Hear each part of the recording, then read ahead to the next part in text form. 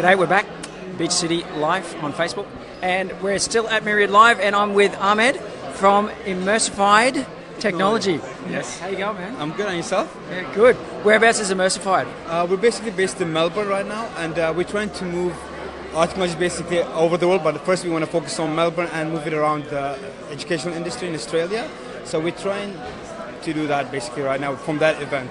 Cool. So what is Immersified? Tell me about it. Immersifyed, it's all about like immersion and immersing technology, giving immersive technology into clients' hand, into consumers or students, because it's all about educating people in that interactive sense. So what we think is, instead of giving that kind of experience just talking or giving lectures or something, let's make it more interesting and more interactive by providing something more practical that gives that experience to the viewer or the student during classrooms. So does that mean VR, or is that what you're basically talking about? Or? It's not technically, okay, it is to do with the digital reality world, but it's not just focused on VR. We're trying to focus on mostly like AR, augmented reality, mixed reality, holograms, HoloLens, basically that's the whole field.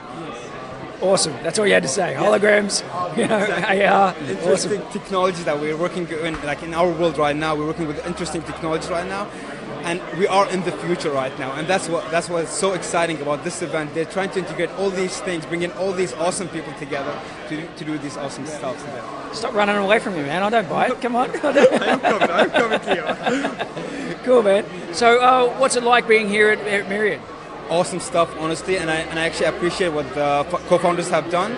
Martin and Marie have done an awesome job here in Queensland, and I hope they actually go around Australia to do more stuff of these sort of events to harness that culture of innovation, creativity, and entrepreneurship. Thank God for startups. Absolutely, man. It's absolutely awesome what they've done here. And just back on your story for a little bit. How long have you been operating, and what stage are you at in business? We're just a startup right now. We're just in the startup phase, so we basically still got limited. I need to hug this guy. We basically got limited funding right now, and we're just trying to integrate that by working on our sweat equity, basically doing our hard work. Then we should focus on getting the investors so we can get our idea to the world, basically.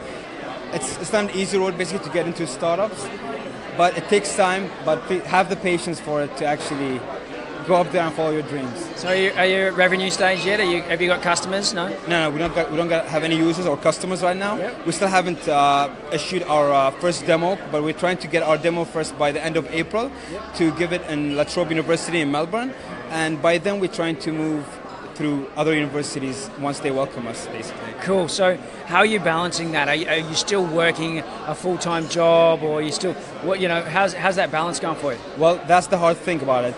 Well, in Australia, you got to work a casual job basically to maintain your expenses, and that's how it starts off. You can't just leave your job since you have an income. You got to keep that income flow running through the company, and from that stage, you got to inject what you get from your savings through that company instead of having the fun or doing any playful stuff. So weekends become more workful actually instead of playful. Yeah. Cool. So you're doing weekends, are you doing nights as well? And it's all hours, honestly. Any hours that you could work and see the team and find out. Basically, we work virtually, we work through online. We got Skype, we got all these great apps as well that helps us actually create these kind of projects and these tools that help us create projects. And how are you finding the work-life balance? Wow, we've got some loud ones behind us. How are you finding that work-life balance? Are you getting it at the moment, or does it feel like your new venture is actually, your downtime, and it feels like you're working on something because you're passionate about it? Is that how it feels maybe at the moment? That's how it feels. But the problem is, you're going to lose so many friends, you're going to lose so many people during that stage, because you gotta have the right people around you and people that understand your journey as well. He keeps running away from me. He doesn't like me. I don't know what's wrong. Maybe I smell. Maybe I smell or something. see, that's the problem.